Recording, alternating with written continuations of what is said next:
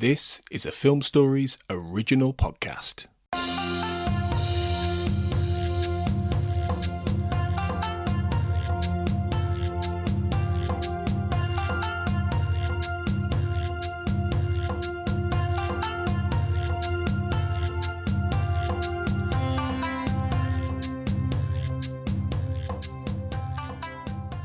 Welcome to the Japan on Film podcast. I'm your host, Barry Constantine, and welcoming a new guest to this show, although he has been a guest on my other show, Superhero Cinephiles, and that's Ryan Estrada. Ryan, how you doing today?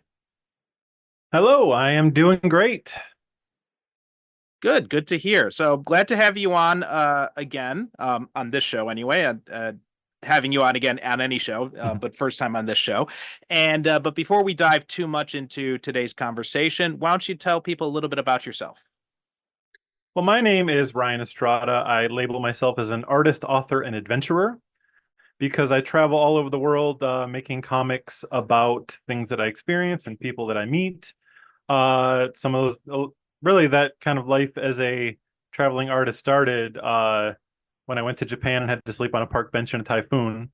And that was the moment that I kind of realized, oh, wait, this is the worst moment of my life, but I'm doing fine. I can survive anything. And I kind of kept going. And I've been to Japan many times, but I live in Busan, South Korea. My work includes stuff like the Eisner-nominated book Banned Book Club, which is about my wife's true experiences being hunted down by the police for reading books under a dictator.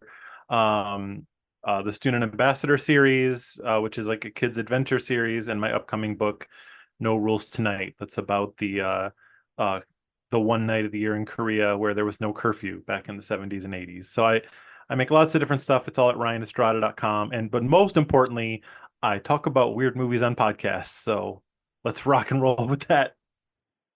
Well, before we get into that, I'm curious about some stuff in your background. Like, first off, where in Japan were you when that happened, and what brought you out here in the first place? Yeah, well, the first time I actually slept on a park bench in Japan twice.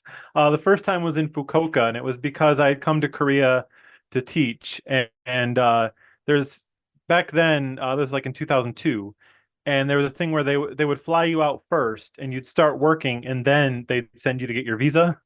So not the most legal way of doing it, but my bosses didn't want me to miss any work, so they sent me on a Korean holiday when their school was closed, not realizing that the Korean consulate is closed on Korean holidays. So I ended up having to miss my flight, was stranded there, and also I had just moved around the world after graduating from college, and I hadn't been paid yet, so I had no money, and also found out that like international ATMs weren't really a thing back then, and I was broke to begin with. So I ended up like completely broke and had to sleep on a park bench when the typhoon came that night, and I was stranded there for like a week. But yeah, I mean, I've come several times since then while living in Korea, trips to Tokyo and Osaka, and back to Fukuoka again, Tokyo. But yeah, I've tried to do my fair share of traveling. We're only a boat ride away. Yeah, very close by. In fact, there's a ferry, I believe, that goes from I can't remember where it's from, but I think is it from Fukuoka or is it or Yeah, Osaka? From Busan you can get a ferry to Osaka or Fukuoka. It's pretty cheap. Get that Okay, night so it's both ferry. then. You're right in there. Yeah. Yeah. Yeah, and I'll Yeah, actually I've be heard of. back. I'll be actually back at the end of the year. I'm Band Book Club is selected as the big read, which is there's a university, Akita University chooses one book every year for everyone in the city to read, and they've chosen our book, Band Book Club, so they're bringing me out to talk to that. So I'll be back again soon. Oh, very cool. Well, if you're out here, if you end up making a detour to Kagoshima, please let me know. We'll have to get you some shochu out here. Um, And some other stuff you'd mentioned in there, like talking about the visa thing. That was a thing here in Japan as well for some of the less reputable English Yeah. conversation schools where um, they'd have you fly in on a tourist visa and then they'd have you work under the table, and like every 90 days, because that's how long the tourist visa lasts here, you'd go to Korea for like a vacation, and then you'd come back in with a new visitor's visa. They started cracking down on that about 10 years ago or so, but that was a big way that a lot of like the less reputable English conversation schools got around having to sponsor visas. Yeah, in Korea, you would eventually get the right visa. They would just be like, we don't got time for all that. We need to start teaching right now. So there would just be like a few weeks where you had to teach illegally. But yeah, I did for years after I was stopped teaching and I was just living in Korea. I did the old every 3 months I just go to Japan and come back. And eventually I figured out I could just take the boat to Tsushima Island and they just have lunch and come back immediately and renew my visa. So that was a pretty simple way to go about it. And go and visit the sites from the video game while you're at it too. So we are talking about Japanese movies here, and so what is your history with Japanese movies in the first place? Well, I mean, I was, of course, probably first introduced with Studio Ghibli movies. I think probably the first one, big one for me was when I saw in theaters Mononoke Ime, Princess Mononoke, and kind of fell in love with their work. And then I got like this giant box set and tore through everything that I could. Yeah, that was really always the biggest one for me. Okay, cool. So that leads directly into my next question. But yeah, a lot of people get in through anime. It's a very common route, especially Ghibli now. And people who grew up, you got a few years on me, but basically around the same generation, more or less. And that was when like the mid late 90s, early 2000s. That was really when Ghibli was really starting to hit it big in at least as far as I remember. That the U.S. audience is really starting to take a lot of notice of the Studio Ghibli movies in that era. And that actually leads into today's movie. Today we are talking about a Ghibli movie, and this is Pom Poko, which is from 1994. The Japanese title is Heisei Tanuki Gassen Pom Poko, which literally translates to Heisei era. That was the eras in Japan are defined by the emperor at the time. So even though the emperor has no actual power, the era is still defined by him. So this is the Heisei emperor. He was the son of Hirohito. Akihito took over after him in the late 80s or early 90s. I can't remember exactly when. And he was the emperor until he abdicated a few years ago. So that was the Heisei era. Now we're in the Reiwa era.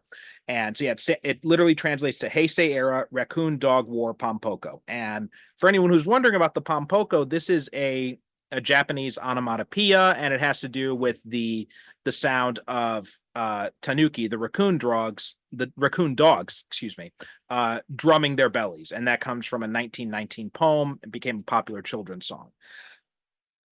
So that's the title information, and it is directed by Isao Takahata. So it's not a Miyazaki film, but Takahata also did Grave of the Fireflies, which is a movie that we talked about a few years back on the show now. But let's focus on Pom Poko. What was your history with this movie? I mean, this is when I got that box set, I started tearing through all the movies, and this was the one that I was like, one of these things is not like the others. And that's why I wanted to choose this, because there's so many amazing movies from the studio that I could have talked about, but a lot of them I would just be like, yeah, it's a masterpiece. Everything looks cool. It's beautiful. But this one is so weird. I mean, I'm not saying it's also amazing, but every aspect, every decision made in the production of this movie was so bizarre. And what really made me fascinated is when during the period where Disney got the rights to the Ghibli movies and they started putting out all of them. And just imagining like, they're going one by one and going through all of here's Totoro, here's Princess Mononoke, and then like they're casting like all these like children's stars, and then they get to Pom Poko and they're like, okay, probably before they even see what the movie's about, they're like, okay, obviously Jonathan Taylor Thomas is in this, and and then they're like, wait, Jonathan Taylor Thomas is playing who? He's playing like an eco-terrorist Smurf that's both murdering and creating psychological torture on humans. all right, well, we signed the contract, so I guess we got to do it.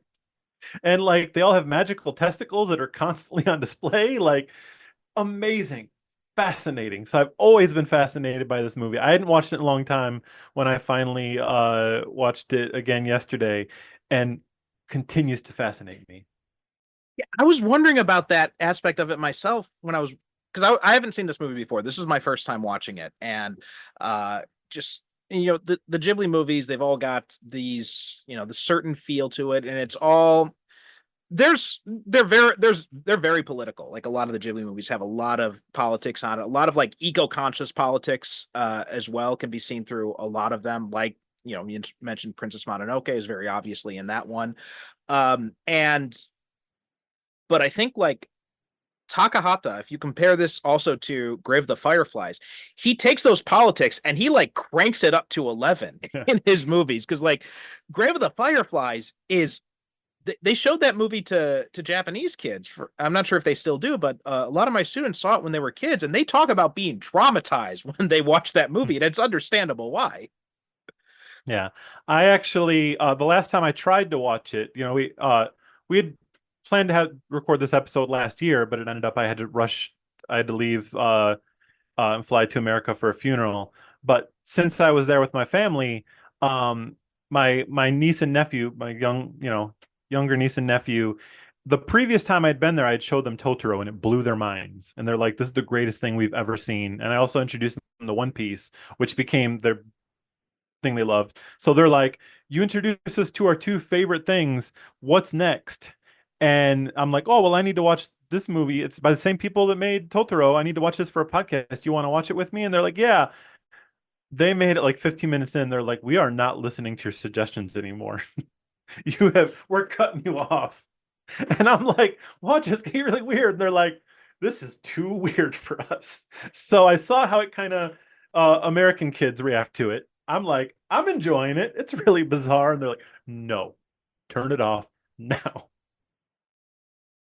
It's funny you say that because my kids they are also really getting into Ghibli movies. Like they love Totoro. We have a DVD player in our car, and like Totoro is one of those movies that's almost on repeat on our on our car DVD collection. And my daughter especially, she's always like screaming. Like if I try to listen to a podcast or something in the car, she's like Totoro, Totoro, Totoro. Either that or Toy Story or Kiki's Delivery Service is her other really favorite one. Um, so last night she was actually watching Kiki's Delivery Service on a loop because she's 3.5, so she loves watching the same like 2 or 3 movies on an endless loop. And so I try to sit down and watch this instead, and I put it on, and immediately she starts flipping out. And I'm like, just give it a chance. It's Ghibli. You'll probably like it. And is it the Ghibli logo comes up, and at first she's like kind of curious, but then it starts up, and then she's just like she flips out, and I'm like, all right, fine. So I'll wait till she falls asleep, and then I'll watch it. Um, and yeah, when I watched it too, like it was weird for me as well. Like there's a lot of Mhm. this is a really weird movie because it feels like there is way too much story in this movie for the amount of time this movie has. Like, I mean, this feels like a season of a TV show worth of story in here. Yeah, it actually feels like watching it feels like you are watching a History Channel documentary on an ancient battle.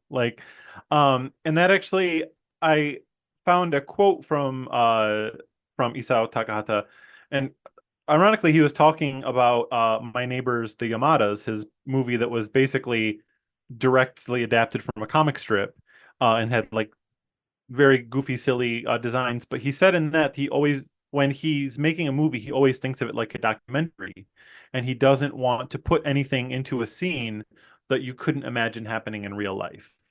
Not that he can't have fantasy, but he doesn't want to like. He tries to make things that are slice of life, and he doesn't want to just suddenly interrupt that to make you be like, this doesn't feel right. Which, you know, when if you're not that familiar with Ghibli, it's easy to look at it and be like, oh, these all have a certain house style. But when you look at who directed what, his are very specifically realistic slice of life. And even though Pom Poko is his most fantastical film, obviously you have all these talking tanuki. Um, it is the most, it literally feels like a documentary. Like you have narrators, you have like footage, you have like news clips. It it's designed to be like a documentary, and you don't get to build these characters in the same way you would if it were treated as like, let's follow a character and go through a fictional story. It feels like you don't really know the characters the way you would in a normal story, because you're seeing them in the way they would be shown in a documentary, of clips that they had and things like that. It's a really strange experience of like how cartoony it is, but also how it feels like a documentary. No, I'm glad you mentioned that, because I was thinking the same thing as I was watching it. I was thinking like this does kind of feel like an animated documentary in a lot of ways. Like especially with the narrator, it's like got the classic. If you ever seen like old Japanese films, it's got like that classic Japanese style narrator where it's got like this very like animated style voice that's announcing things. Which if you've ever seen the Battles Without Honor and Humanity, the Yakuza Papers series, those movies had that style of narration in it, and they were based on real events, so they had kind of that pseudo documentary style to it. And this felt a lot like that. And but I think one of the that was a very interesting thing, and I loved a lot of the themes in it, like the whole idea of these tanuki, and also a note here on translation stuff. So in the English version of this, in the English subtitles, they call the tanuki raccoons, which is not technically accurate. Like they're raccoon dogs are the tanuki, and raccoons are in North America. And although they look very similar and they've got the name raccoon, they share the name raccoon. Raccoons, they're actually two different species. Like raccoon dogs are more similar to like foxes. They're like in the same family as like that. So different species, although they do have that similar look. So just wanted to mention that because I saw that come up a few times in some of the research I was doing around this movie. It's kind of like how, they say that so many different animals have evolved into crabs. It's the same thing with raccoons, but it just happened twice, strangely. Like two completely different animals just evolved to be like, hey, what if we had weird little legs and black rings around our eyes and stripy tails? Just completely independent of each other. We've never met, but these these things happen to work for us in this environment. There's actually a family of tanuki that live down the river from me, where I live in Busan, that we go visit. They live behind a tennis court, and I get to go see them sometimes. But yeah, not the same animal. Yeah. So I just want to get that out of the way first. And also that's so like when you see especially like probably the most famous example of the tanuki that most people in the West would be familiar with is Super Mario Brothers 3, where he's got it's called a raccoon suit in the US versions, but it's actually a tanuki suit. So and that's why, if you're wondering like I was when I was a kid, because I grew up in an area where we had raccoons all over our house. And so I was always very confused. I'm like, why does he fly when he has a raccoon suit? Why is he putting on a raccoon suit anyway? I was really confused. And now it is because of this mythological aspect they have in Japanese mythology, the tanuki. And why is it a leaf that turns him into a raccoon? Yeah, exactly. They put a leaf on their head to transform. But yeah, I loved all the themes in it, like the eco stuff, the urban, the criticism of the urban sprawl and all that, and the criticism of like the constant urbanization around the Tokyo area, because this is based on an actual area. So the Tama Hills, which is on the outskirts of Tokyo, this began in the late 1960s, where they started, they needed more area because of all these people moving into Tokyo. And so that started this kind of urban sprawl in the area around Tokyo, and just like kind of like the bulldozing of the natural environment there to build up these suburban homes. And this can and so that's that's where the Heisei era comes too, because these tanuki are getting involved into it in the 90s, is when they're launching their war against it, which also too is kind of funny when you see the title, and how the English title is just Pom Poko, but in the English, in the literal translation is like, no, it's a war, motherfucker. But I also love like it was interesting. Oh, sorry.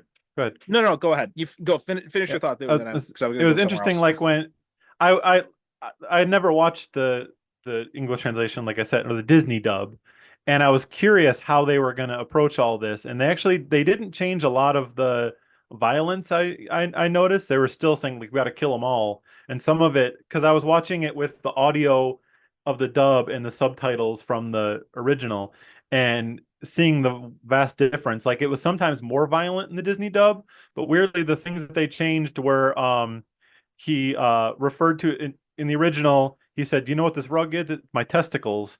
And then the Disney one was, "It's my raccoon pouch." And I'm like, "You cowards." You absolute cowards. And then the other big change was in the scene where they talk about how it's spring and they're starting to have cubs. They inserted the term "get married" so many times. Before every sentence they're like, "We got married and had cubs." We had a lot of difficulty not getting married, and then like what? They're raccoons, dude. They're tanuki. They're not having wedding ceremonies. But they're like, we can't show raccoons kissing unless we make sure 84 times they got married. It is kind of surprising that they were fine with the violence too, because I remember I'm not sure when it came out in the West, but I do know that if it was anywhere near the time when it came out in Japan, which was in 1994, I mean, no, okay, so it was released in 2005 in the US, so that explains it then, because in the 90s, animation studios were terrified of like anything, mentioning like murder or death or anything like that. If you ever watch the old Spider-Man animated series from the mid 90s, you'll note that they never mention the word kill. There's never any talk about the killer, the burglar who killed Uncle Ben. It's always the burglar who got Uncle Ben or something like that. And when the Punisher comes in, there's never any mention about the Punisher killing people. They always use like the word destroy instead of kill. So but since it came out in 2005, that does make a little bit more sense then. They kind of like the whole moral panic over violence in kids media had died down to some extent, at least compared to how it was in the mid 90s. But too, I also want to mention like the anti-capitalist themes in this. I loved those, the whole anti-capitalist bent in here, how they're they go into the theme park and they take all the money out, and it's just they're completely criticizing the capitalist way of life, and and all this kind of stuff. Like me as a progressive, I thought all that was great, and kind of made me surprised that Disney even released this at all. Yeah, like I said, I think they got a bundle and they're like, crap, we already paid for this. I guess we kind of gotta put it out. I'm sure it didn't get as big a push as the others. Yeah, I can't imagine it did. Probably was just one of those things. There's like, let's just quietly put this out, hope nobody notices. Especially because I was thinking about the whole Wonderland thing, and they even mentioned Disneyland, at least in the subtitles. I'm not sure about in the dub, but it did make me think that this might be seen as like a criticism of Disney, especially when you think about the Tanuki as mythological figures, and you look at what Disney did to a lot of like the different folk tales and all that, and how they, kidified them, for lack of a better term, cut out a lot of the edge of it. Even stuff like Tarzan, when they took that kind of thing in, and so I wondered if some of that was just like this criticism, especially of the kitsune, the foxes, who they're like, oh well, we gave up, we just kind of like sold out to the capitalist to the capitalist machine, and now we work for Wonderland. And so I did kind of feel like there was this Disney criticism that was baked into the movie in there. Mm-hmm. Yeah, yeah. I mean, I think the most recent one I watched was the dub. So if it was more leaning toward that, I'm sure Disney took it out, so I didn't see it last night when I watched it. But yeah, I mean, I will say that like as I'm watching it, I'm like, and the Tanuki are like, we can't sell out. What about our members that can't transform? I'm like, dude, one of you go get a job and you buy a house and let all your friends live there. You can buy food. One person take turns getting a job, which of course is not the message of the film, would ruin the entire metaphor. But I'm like, Yeah, I get that point. And I think my reading of that was again like this whole anti-capitalist thing that yeah, Takahata seems to going for, where it's this idea of capitalism punishes you if you're not able to adapt into the society, if you're not yeah, able to to be like everybody else, be another cog in the machine, then screw you, you got to go off and die then. Yeah. Yeah, and that's yeah, and that's what makes it really powerful is that it does not pull any punches in any of this, and like uh the metaphor is just it's not even a metaphor, it's just like this is what's happening in the story. Oh no, there's no sugarcoating it. Like that is very blatant. The messaging in this, like Takahata is not a subtle man. I will say that Yeah. about it, which I can That appreciate that too. yeah, and one of the most powerful scenes like that I relate to in a lot of things is the scene where the scene where they want to celebrate winning. And then someone says, "Well, we do need to take a moment of silence for the humans that we killed." And they're like, "Oh, okay." And they make it like 3 seconds before everyone's giggling. And that's like a power like that you can relate to. Like there's things that happen in the news recently that like are serious and like we need to take serious, but like everyone's like, "Am I allowed to joke about it now?" Like I'm ready. I'm not going to give examples. I'm sure someone can think of some because we're not allowed to make fun of it yet, but Well, so we are recording this in end of July. So by the time people hear this, it'll probably be way after. So I'll just let you guys do the math about what kind of stuff was happening around the summer of 2024 that we might be talking about here. mm-hmm.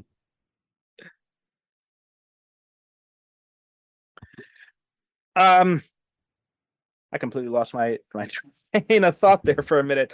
But yeah, that scene too. Well, also the other scene that kind of surprised me was when they're facing off against the police officers, and they bring up that police mannequin, and they just like hold it right up to the cops, and then just saw its head off with the chainsaw. Oh yeah, that's a good one.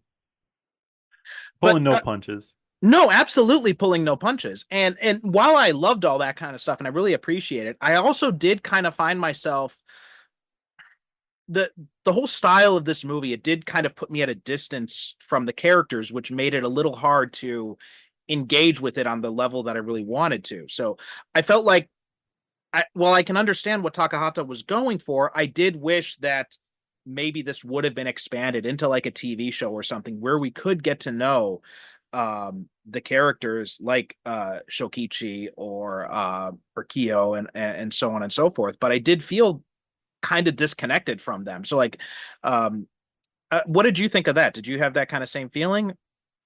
Well, I felt like it should have been condensed more because it feels like this is obvious, he's making this up. So this history does not need to be that complicated. You don't need like two different groups of transforming masters that live on different cities and it takes years to find them. Like you already have two characters with different ideas about how we deal with the humans. One is we need to figure out work with them. One is kill them all. That's a conflict with characters that are interesting.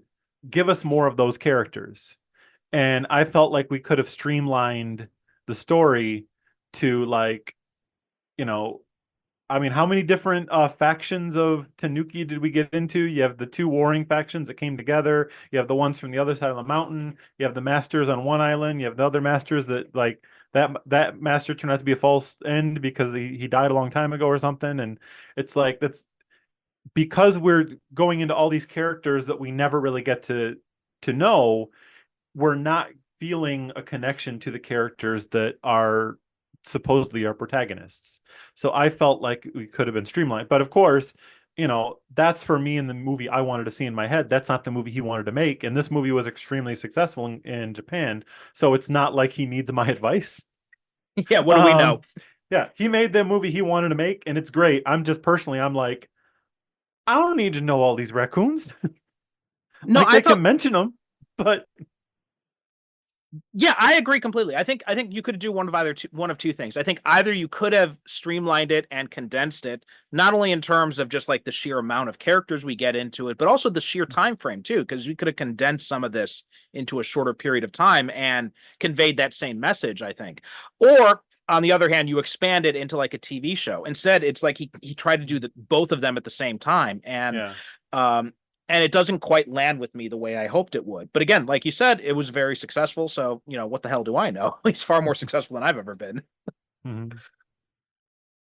But I also wanted to talk about the whole idea of the urban sprawl, and speaking of, condensing things, like that's really what I think this movie is kind of criticizing, is this condensing of people into these small cities, because this has been increasingly a problem in modern Japan with the urban sprawl. I'm not sure if you've noticed this at all in your times visiting here, or if there's anything similar in Korea you'd like to comment on too. But that's been a big problem, especially with the population crisis, is that a lot of these small towns are dying out. Like, in people talk about, for example, speaking as a foreigner in Japan, people talk about housing discrimination in places like Tokyo or Kyoto or Osaka or anything like that. And here where I'm at in Kagoshima, I've never had a problem with housing discrimination, because they're just like, oh my God, someone wants to rent this place? Yes, please. And that's an increasing problem because all the jobs are in like these big cities. And I constantly talk to my university students and I ask them, like, what do you want to do after you graduate? And they're like, well, I would like to go back to my small hometown, but I can't because there are no jobs there. So I have to go to like Tokyo or Osaka or something like that. And I think that that's another thing this movie is kind of criticizing, is this urbanization and this concentration of the population into these mega cities, as opposed to taking care of these other small towns that are throughout the nation that are slowly dying. Yeah, I think that's the case of a lot of places here in Korea as well. It's just like, you know, most of the population is in Seoul or Busan, and there's lots of little tiny spots that no one ever sees. Actually, I've been doing bike trips across Korea recently, where I like they have trails where you can ride your bike from one side of the country to the other and never see a car, and you get to go through these like little villages that like no one ever visits, no one ever goes to, but it's like these adorable little places that seem like forgotten by time. Yeah.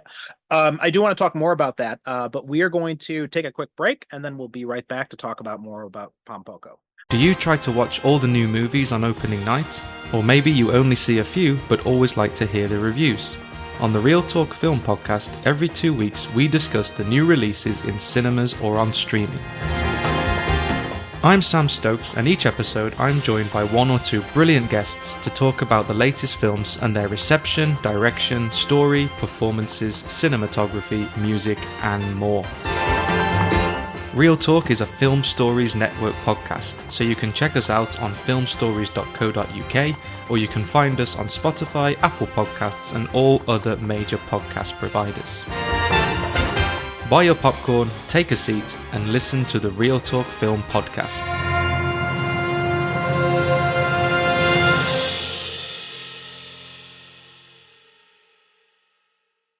And we're back. And yeah, we see that here too. My first time in Japan, I was living in this really small town, about 16,000 people, and even that's not the smallest small towns. There are places that have under 1,000 people here. But and it is a beautiful place. Like, there's lots of nature around and all that. But if I could, I would love to live there. But it's just that it's so inconvenient, though, from even just like a shopping standpoint, and just for kids and everything too. Like, it would just be it'd be too small for them to really get by in there. But yeah, it is really kind of sad that we see this in Japan a lot. And again, this movie came out, what 30 years ago now, and it's the same problem has only gotten worse, where now we have this issue where buildings are literally falling apart and catching on fire because there's no one there to take care of them. In fact, we live in kind of an older house here, and our landlord is this really old guy who he's got a daughter, but his daughter has no interest in taking over the house or anything like that. So he's even said to us, if you guys want to buy that house, you can buy it. And there's a lot of that happening here. And and I think that's one thing that Takahata is smart to criticize, is this idea of, we don't have to just keep building and building and building these small areas, especially with things now with remote work and all that kind of stuff. It is possible to reinvigorate these smaller towns, these more isolated areas, and keep those traditions and those communities alive.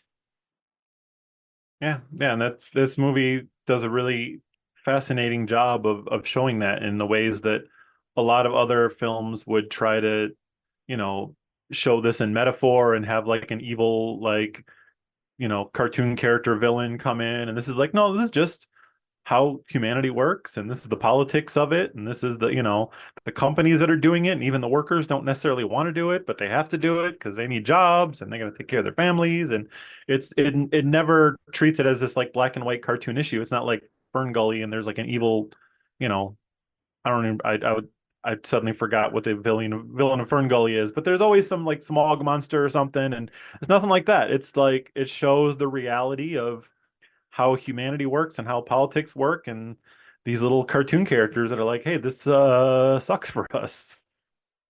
Another thing I was really interested in seeing more of, and I think this too is another reason why I would like to see this kind of world expanded on, and why I wish it was more like a TV show or something along those lines, is just like this whole, almost not quite a class system, but this difference in abilities between these different mythological creatures, like the Tanuki, like the Kitsune, and also like the relationships between like the Kitsune and the Tanuki. Like, I mean, that whole sequence when Kinsho goes and talks to the Kitsune, I was very invested into that. I was very curious to see more of that world. How about you? How did you feel about that aspect too?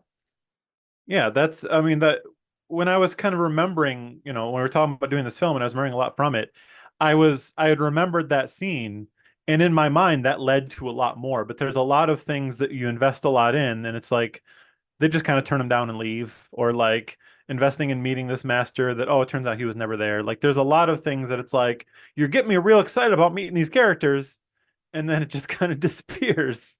But I mean that's kind of what leads to it feeling like a documentary. Like in a documentary that happens. Like there's, you know, history and isn't always a clean story.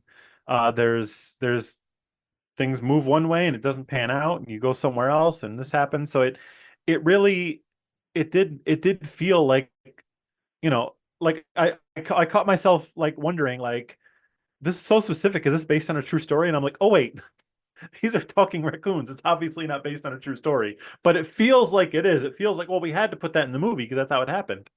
But no, this guy is just making up stuff for raccoons to say. I mean, in a way, Obviously, it's based on a true story. Yeah, it's based on a true story of this sprawl. But these raccoons didn't have this fight about you know whatever. no, that's a good point too. And it also does kind of remind me, especially like some of the more extremist elements too, because you know I know Miyazaki especially was someone who was coming up in that area, but Takahata, I'm just double checking on his age and his upbringing. I believe he probably also came of age like in the okay, he was just before. He graduated from University of Tokyo in 1959, but the 1960s were a very turbulent time in Japan politically. Like there was lots of, just like in the US, there was a lot of activism in Japanese universities especially, and there was this and and you can kind of see like just like you saw in America where a lot of the protesters and the hippies, they end up becoming the yuppies in the 80s. You saw similar things like that in Japan too, and I think you could look at people like Shokichi and Kyo and like the other ones who can transform and who decide to become just live among the humans and just kind of like get absorbed into that life. And Shokichi even has that line about some of us even became greedy and started collaborating with the developers. And I could see that too as kind of a criticism of what the Japanese youth of the 60s allowed to happen, because they're the ones who basically led to this development of the 90s. I want to do a quick interruption because I'm sure there are people listen. A lot of times people listen to podcasts before they've seen the movie and decide if they're going to watch it. We're making this sound like a really dry political movie right now. I want to describe a scene from this film where there's an elderly Tanuki sitting in front of a big carpet, and they're all sitting listening to him, and he's describing, how, oh, we have these special powers, we can change into stuff. And at the end of the scene, he's like, you want an example? This carpet you're sitting on, you know what it is? It's my testicles. and it shrinks down into his balls. This is a weird movie that is not as dry as it sounds. It is bizarre. Totoro is in this movie. Kiki is in this movie. There's cameos from other characters. It is a weird, extremely funny movie. I remember that testicle scene being the funniest thing I had ever seen in my life when I was a teenager. And this movie will make you laugh, but also serious issues. We can go back to serious issues. I just wanted to make sure we didn't scare people off. No, that's a fair point. And like that is kind of like my curse, is like I do tend to zero in on the political themes of these movies, and it is just so that is kind of like where I kind of like lean towards just naturally. So, but I do appreciate you reminding people that yeah, there's a lot of just bizarre stuff in this movie, like the whole idea of testicle magic, which is you can't say it's completely this movie, because that is something that comes from Tanuki in mythology. Exactly. Yeah. And also too, like the whole idea of, the how one of the elders becomes senile and he starts this dancing cult among the ones who can't transform, and then they all just get on a ship and sail away to their deaths. I mean, again, I'm seeing like parallels in that between, because cults have been huge in modern Japan for a long time. So I'm seeing like a lot of commentary in that. Like there is a lot of shit that Takahata jams into this movie. Yeah, it seems like every director always has like the one movie where it's like, I have a million ideas that I'm not sure if I can fit them all in the movie. He's like, and there's always one movie that end up like, well, let me put 30 of them in this movie and I'll just get those ideas out of the way. It feels like that was that one for him. No, that's yeah. I'm not sure. I mean, I'm not sure if you went through this in your own writing work, but I know my first novel, and what they say about a lot of first time novelists is that first book we get, we just kind of like throw everything into it because we're not sure if we're going to get another one. And when I go back and I read my first novel, and I'm just like, man, this thing is all over the place, because I just threw everything in there because I wasn't sure if I was going to be able to write another book after that. Oh yeah, I've definitely made my projects that are like that, are way too complicated. But also I wish we could have seen more about too the idea of these Tanuki who decide to go the Kitsune route and transform into humans and to become and to just like kind of like assimilate into humanity. Like I'm really interested in seeing that dichotomy between those characters that decided to do that and the characters who either couldn't do that or wouldn't do that. And just kind of like what that does to the different relationships. Like that was something that I was kind of disappointed we didn't get to see more of. Yeah, it felt like there's a lot to explore. And another thing that I felt was confusing sometimes is the way the style changes of the film so much. You start off with very realistic Tanuki, and then they change into like cartoony Tanuki that look like an 80s like American TV show. And then they also transform into like I guess like the equivalent of what someone would normally do to like transfer into like a chibi style, but they're very specific, like geometric style. But also, so you think, oh, well, this is part of their transforming, but then the ones who can't transform also do that. So that's not them transforming, that's the film transforming their original form. It's confusing. Like, wait, is this a transformation or not? I like personally, I would have loved to watch an entire film in that realistic Tanuki style. Like there's another Ghibli movie called The Cat Returns that like, have you seen The Cat Returns? I know of it, but I haven't seen it. Okay. Well, the opening is, I mean, it's a long time ago, but the opening scene is like a girl is kind to a cat. And so like all of a sudden, all of the cats are like, you're our queen now, we'll do anything for you. But they're rendered as completely realistic cats that walk up to her on two legs.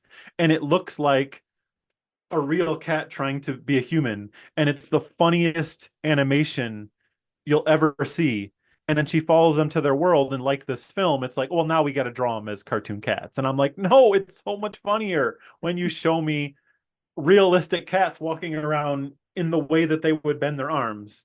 And so that's what it felt like to this movie. Like I like the style that they draw them in their realistic form is so interesting. That like I wish we would have more of that style in the film. And like the cartoony thing feels way too Smurfs or Snorks or any of those 80s cartoons about little villages of happy creatures. But it is like whenever I pitch this to people and they're like, what is that film about? I'm like, basically imagine the Smurfs were eco-terrorists and you got it. But yeah, I really I really like the original style and the constant changing with it being not supposed, said it's not supposed to be happening within the context of the film because again, the ones who can't transform still transform in that way. It was confusing about what is happening here. Is this just how you're representing them to us, or is this what they're supposed to look like always? Yeah, I felt that confusion as well too, and it is very jarring, and that could be what the intent was with it. But I agree, it would have been interesting to see them because when they are in the regular to the real Tanuki style, it is they're very well drawn. Like that scene when they're in the near the balcony at the end and the kids are like, oh, look at the Tanuki and everything like that, and and you see like kind of like the fear in their eyes and everything. Like they did a really good job at humanizing those very realistic animals, which is very difficult to do. Like anyone who saw the live action in quotes Lion King can state. Yeah. And it's also it's difficult to remember which there's no one there's so many characters, but also you have to remember what each character looks like in each of their three forms. And when they're realistic, it's like that the point is you can't tell them apart. But even they're drawn so many different ways. They're like, oh wait, is that the same guy as before? And I hate to admit it because I'm always like I always want to watch the original language. And again, I only watched the dub this time because I wanted a different perspective so I could talk about it. But finally, in watching the dub, I got so much more of the story because I could tell who was who because I'm like, oh, well, that one's Jonathan. If it sounds like Jonathan Taylor Thomas, it's this character. If it sounds like J.K. Simmons, it's this character because I know those actors. But when I was watching the original, I just assumed, I don't know if this is a new character or if it's the same character that he's transformed in a different way. And, there's the occasional one that has weird glasses. You can tell him, there's if they have a weird mustache, you can tell him, but it's, because they're always changing. Are these two different characters, or is this the same character, but he transformed to look slightly different? I had a bit of that problem too, like especially with Shokichi, the main character, because there are some of them who have these very distinctive tells, like you can recognize them right away, like Oroku, she's got this very distinctive look about her, or Kyo too, they got or Gonta, all of these characters, they have this very, but Shokichi, he looks like one of the background Tanuki. So there are many times where I'm just like, wait, is that him or not? Or is that another guy? Yeah.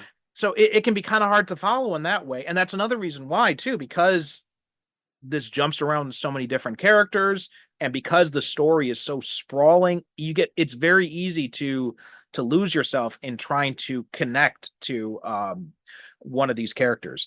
But speaking of Shokichi, that reminds me of the last scene, when he's coming home from work and he sees some of the Tanuki crawling through the wall and he goes after them and he finds them in this, this grassy clearing, and he finds like his old, there are a bunch of his old friends there, including Ponkichi. He transforms back into Tanuki. They, they're all happy and they're dancing and everything.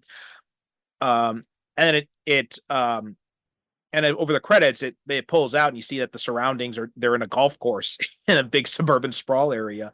But what was your take on Shokichi in that scene? Because I think that can be read as, he gave up the human life and he went back to join them, or he's just, enjoying a night with his old friends. What was kind of your read on that scene, if you had one? I mean, I felt like it was just showing like he's realizing how much he gave up by having this life of constant, being a human and having to go to work and have a job and, stress out on the subway. And then just having that small moment of being with his friends and realizing it, kind of just felt like this is how my life used to be. I liked this. I don't want to have to get on the subway and tie a tie. And it, you always, especially a movie where, raccoons are killing people, like you want to have end on a small moment of happiness that, isn't necessarily going to last. and doesn't mean everything's fixed, but people can have a moment of relief. And I think that's what it was kind of going for, and then showing how much his life has changed. Yeah, I can see that. And two, I think another thing that it does is it does kind of show us at how much humans have kind of overcomplicated what life is. Because, and Mhm. I'm thinking about this because one of my students had submitted a speech for this upcoming contest, and the speech they wrote was all about this whole idea of like being present in the moment, and how like we're always worried about what comes next, or what's we don't know how to just just live in the moment and just be happy with what we have. And and I think we do kind of see that in that scene when he's going back and forth in the subway, he's going home, and then he sees his old friends, and they're not worried about where their next meal is going to come from. They're not worried about what the boss is going to do tomorrow. They're just enjoying the night together, just having fun. Mhm. And and yeah, I think that's something that for all the benefits and convenience that modern society has given us, that we have kind of lost sight of, is that idea of what it actually means to be alive. Is the whole point of it is to enjoy life, not to just constantly run in this rat race. Mhm. Another way that I describe this movie to people is like, picture your favorite war movie, and what if the main character was Garfield? Where it's like, yeah, we're all gonna die, and our way of life is to be gone, but I'm very sleepy and also hungry. So like, do I gotta go out there, or like, what if I just go in town and like steal some lasagna? Because the humans, they will murder us, but they got real good lasagna. So like, you know. Yeah, this movie, again, it's a weird movie, especially because I saw the trailer before I saw the movie, and the trailer, it makes it seem like it's kind of like this silly fun movie. It's like, oh, the raccoons are losing their home, they're gonna go to war with the humans, and it's all in this cartoony anime. So you think like, okay, they're just gonna like play tricks on the humans or something, and eventually it's gonna end with some sort of compromise. And then, like I said, you got them having a standoff with police with fucking chainsaws. You have dead raccoons in the middle of the road and stuff like that, forming into a giant head that's crushing cars and everything. And it's dark in a lot of ways. It very much is. And that's why this movie fascinates me so much. Is there anything else that you wanted to mention about it? I mean, those are most of the things that I wanted to talk about that I put in my notes. I mean, like in general, I think, like I was mentioning before, there's a lot of people that just think, I get the Studio Ghibli house style. And like I said, once you start to look at them, like Isao Takahata is a very unique filmmaker, and the ones that he did were Grave for Fireflies, Only Yesterday, My Neighbors the Yamadas, of course, Pom Poko, and Princess Kaguna. And all of those are very different from the Miyazaki movies, and they're all very, like he said, he's inspired by documentaries, but they're all very slice of life. Like Only Yesterday is a movie about a girl having her first period. Grave for Fireflies is about two children starving to death during wartime, and it's very different from what you picture when you think of a Studio Ghibli movie, when people are picturing cute, adorable creatures, and it's a fascinating look at how different he was. And I was, just before we came on, I was watching a little mini documentary, and they were talking about how like he is the exact opposite vibes of Miyazaki, like in his personal life. Like Miyazaki is of course known for being a workaholic who like never sleeps and chain smokes cigarettes and like expects everyone to like never go home and work all the time. And they're talking about how Isao Taka, like the way to describe him basically reminds me of like, the one who shows up late to the meeting with Starbucks. Like he's talking about, he always has like the anime bread in his mouth as he walks in late, and he's taking naps on the sofa and stressing out Miyazaki because like, what are you doing? We're supposed to be working, and he's like, I'm taking a nap. Leave me alone. Like, but that different look toward life really makes a completely different style of film. That yeah, I mean, it feels like before you know who directed which one, they can kind of blend together. But once you know, he's a very unique filmmaker that I think more people should kind of look into and check out. Yeah, and in fact, and despite those differences, like, Miyazaki was heavily influenced by Takahata as well. And one of the animators, Yasuo Otsuka, he suggested that it was Takahata who kind of taught Miyazaki his sense of social responsibility, which drips out of all of Miyazaki's films as a result. Um, so yeah, I think that it is interesting to see, like, they do have these very similar notions in terms of what they're trying to convey in their films, though they go about it in very different ways. And also they have very different outlooks. Like you said, Miyazaki, I mean, like, how many times has Miyazaki retired and then come back into movies now?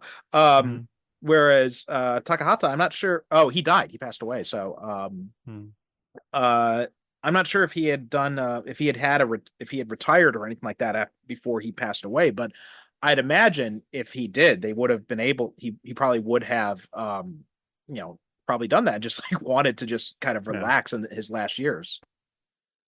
Yeah, one of the stories that kind of, like, as gruff as he is, one of the stories about Miyazaki that I'm fascinated by is when I visited the Ghibli Museum.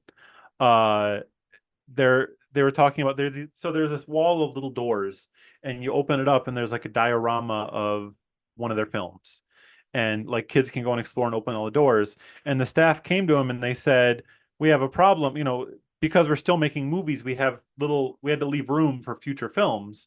So we have these doors that are sealed shut, and kids keep breaking them because they want to see what's in there." And they're like, "We're gonna have to take we're gonna have to figure out how to make them stronger so kids stop breaking them." He's like, "No, don't do that. Like, put something in there so when they break it, they have something to look at." So, like, to me, even though he's like, it sounds like working for him would be terrible. And but he always wants to put a little bit of magic into everything and like make it feel like a little bit of whimsy and joy into everything. Whereas it feels like with Takahata, it's always like, this could be a little bit more depressing. This could be a little bit darker. One of my one of the my favorite things I did in college that I thought was the funniest thing in the world at the time is I was in charge of planning events. I studied animation. We were in the animation program, and I was in charge of planning events. And it was the end of the semester, and everyone was so depressed and so tired and so stressed out about their final projects senior year. And they were like, "Ryan, can you just, like, we need a break. Can you just like plan a movie night or something so we can like relieve some stress?" And I'm like, "Oh, sure. I'll just get some fun anime. Anybody ever heard of Grave for the Fireflies?" And they're like, "Grave of the Fireflies?" And like, "No." I'm like, "It's adorable. You'll love it." And I convinced them it was a cute cartoony film, and they all came in and I played Grave for Fireflies. And halfway through, they knew that I'd done it on purpose. And I could feel everyone turn and look at me, and I'm just laughing hysterically as they're watching the most depressing thing that has ever happened on film. And I'm like, "I told you it was a fun anime. I'm enjoying it." Oh, Jesus. You guys can't see me right now, but when he mentioned Grave of the Fireflies, I just covered my face. Yeah. That's definitely one way to make people forget about their problems. I'll say that at least. I think that's a good note to end on anyway. So Ryan, thanks so much for coming on. So why don't you tell people where they can find you? Best place to go is ryanestrada.com. Just type my name into any browser, it'll take you there. It's got information about all my books. You can find out about Banned Book Club, Student Ambassador, Occulted, and of course, my next one coming up is No Rules Tonight. And in addition to that, there's just thousands and thousands of pages of completely free comics. You can find a comic about the time I slept on a park bench in a typhoon in Japan there. Just lots and lots of stuff to check out there. So look it up and check out some books.